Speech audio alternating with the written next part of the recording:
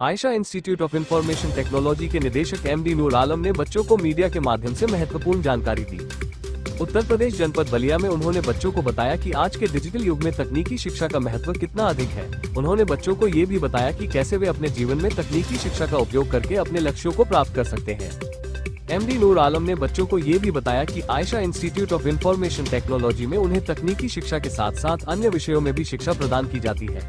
उन्होंने बच्चों को ये भी बताया कि कैसे वे अपने जीवन में तकनीकी शिक्षा का उपयोग करके अपने लक्ष्यों को प्राप्त कर सकते हैं और अपने देश के विकास में योगदान कर सकते हैं। जिस तरह बात की जाए सर, कहीं ना कहीं अब दिल्ली इंस्टीट्यूट से शिक्षा हासिल कर बलिया में आने का क्या मकसद रहा और बलिया में जिस तरह पब्लिक सेवाएं दे रहे हैं इस छोटी सी देखिए, मेन मकसद ये रहा सर कि हमने देखा है कि कंप्यूटर एजुकेशन एक समय ऐसा था कि इतना ज़्यादा लेंदी एक विषय था और इतना ज़्यादा कॉस्टली था। जब हम लोगों ने पढ़ाई शिक्षा तैयारी स्टार्टअप किया दिल्ली जैसे शहरों में तो बहुत ही कॉस्ट इसका हाई प्रोफाइल है। आज भी बहुत सारे ऐसे कोर्स हैं जो मेट्रो सिटीज़ में आप जाते हैं करते हैं तो उसकी कॉस्ट बहुत ज़्यादा होती है। बलिया जैसे शहर में एक अच्छे इंस्टीट्यूशन का देना मेरा मेन महत्व ये था कि यहाँ पर जो पिछड़े वर्ग के लोग हैं, एससी एसटी ओबीसी से रिलेटेड जो वर्ग हैं या फिर जो मध्यम फैमिली से हैं या फिर एक ऐसी फैमिली से हैं जो बहुत ही पुअर हैं, उनके जो माँ बाप हैं कंप्यूटर उन्हें नहीं शिक्षा दे सकते क्योंकि बहुत ही महंगा कोर्स होता है कंप्यूटर के। अब मान लीजिए अगर वो लेवल करने जाता है बच्चा तो 15 से 18 हज़ार रुपये उसको देने पड़ते हैं और एक रोज़ाना कमाने खाने वाला व्यक्ति 15 से 18 हज़ार कहाँ से अचीव करेगा। इसलिए मैंने इस संस्था को ओपन किया कि कम से कम फ़ी में बच्चों को बेहतर एजुकेशन दी जाए और बेहतर डिप्लोमा देकर बच्चों को स्किल डेवलपमेंट की जाए। सर बात की जाए बच्चों का जहाँ तक कि आप एक ब्रांच आप शहर में भी डालें जिससे मीडिया कम हो जाए। हाँ बिल्कुल, आगे हमारा इसका मिशन है कि मुझे एक और ब्रांच जो है सिटी की तरफ डालना चाहिए और मैं डालने की कोशिश भी कर रहा हूँ। तो आगे भी इनकेस आने वाले वक्त में मेरा एक और ब्रांच ज़रूर होगा। जी सर, मेरा नाम मोहम्मद नूर आलम खान है और मैं आयशा इंस्टीट्यूट इंफॉर्मेशन टेक्नोलॉजी का फाउंडर मेंबर हूँ। ये कहाँ पे चलता है सर? जी, ये हमारी संस्था बलिया सिटी में जलालपुर हमारा जो है संस्था यहाँ पर उपस्थित है जो तनिक शोरूम के ठीक सामने है।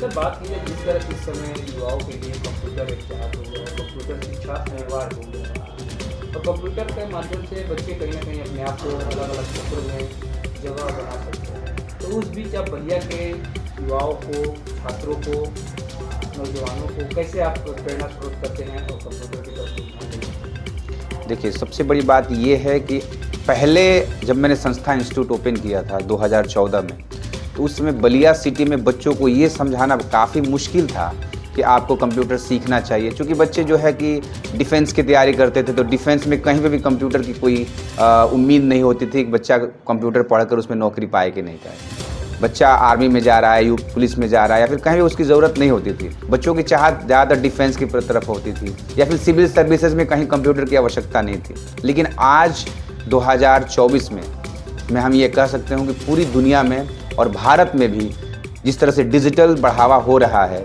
जिस तरह से सारे ऑफिसेज, सारे कार्यालय, चाहे वो प्राइवेट हो चाहे वो गवर्नमेंटेड हो, हर विभाग में कंप्यूटर की जिस तरह से मतलब कार्य हो रहा है, तो आज के डेट में किसी भी बच्चे को ये नहीं कहना है कि अब वो कंप्यूटर कोर्स करना है कि नहीं करना है। सबसे पहले वो अगर कोई गवर्नमेंट वैकेंसी के लिए अप्लाई करता है तो गवर्नमेंट वैकेंसी के जब अप्लाई करता है तो CCC O लेवल जैसे कोर्स उसको मांगा जाता है। अगर वो कंप्लीट नहीं कर रहा है, भले वो कितना भी क्वालिफाइड क्यों ना हो, वो BSc हो, MSc हो या फिर MA हो, कितना भी क्वालिफिकेशन उसके पास क्यों ना हो, लेकिन वो सारी क्वालिफिकेशन धरी की धरी रह जाएगी जब तक आपकी कंप्यूटर स्किल आपके पास नहीं है। इसलिए आज के बच्चों को जागरूक करना बिल्कुल आसान है। उन्हें पता है कि अगर हम कंप्यूटर की स्किल लेते हैं तो आज के विषय में और आज के युग में हमें सफल होने में कोई नहीं रोक सकता। इसलिए आज को बच्चों को समझाना बिल्कुल आसान है और बच्चे निरंतर यहाँ पर 2014 से लेकर 2024 तक तकरीबन 10 वर्ष हो चुके हैं और 8000 से भी ज़्यादा बच्चों ने यहाँ पर साक्षरता ली है और बहुत सारे ऐसे बच्चे कामयाब हैं जो गवर्नमेंट और प्राइवेट सेक्टर में वर्क कर रहे हैं। जिस तरह बात की है सर, आप जनपद में 10 वर्षों से सेवा दे रहे हैं। जब प्रारंभिक शिक्षा कंप्यूटर का बलिया से प्रारंभ की तो उस समय की क्या स्थिति थी और वर्तमान स्थिति? उसमें बलिया में एक्चुअली कंप्यूटर जब मैं कंप्यूटर स्टार्टअप किया पढ़ना तो मैं जब क्लास 7 में था तब से हमारी कंप्यूटर में रुचि थी। उस समय बलिया में एक ही कंप्यूटर सेंटर था और हम लोग बहुत दूर से चल कर जाते थे। मतलब हमारा घर उमरगंज में है, मैं उमरगंज से दूरदर्शन जो केंद्र आप देख रहे हैं वहाँ पर हम लोगों को जाना होता था। जहाँ पर 150 रुपये मात्र में हमें कंप्यूटर शिक्षा दी जाती थी और उनके पास केवल एक ही कंप्यूटर था जिस पे 40-40 बच्चे पढ़ते थे।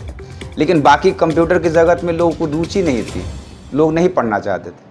लेकिन जैसे जैसे अपडेट होता गया, हमारा भारत जैसे जैसे डिजिटल बनता गया, रुचि लोगों की तरफ बढ़ती गई। कंप्यूटर इंस्टीट्यूट बलिया में खुलते गए। हालांकि बलिया मैंने बेसिक चीज़ों को कंप्लीट किया है, हालांकि मैंने सारी क्वालिफिकेशन जो कंप्यूटर में पूरी की है वो दिल्ली से मैंने की है।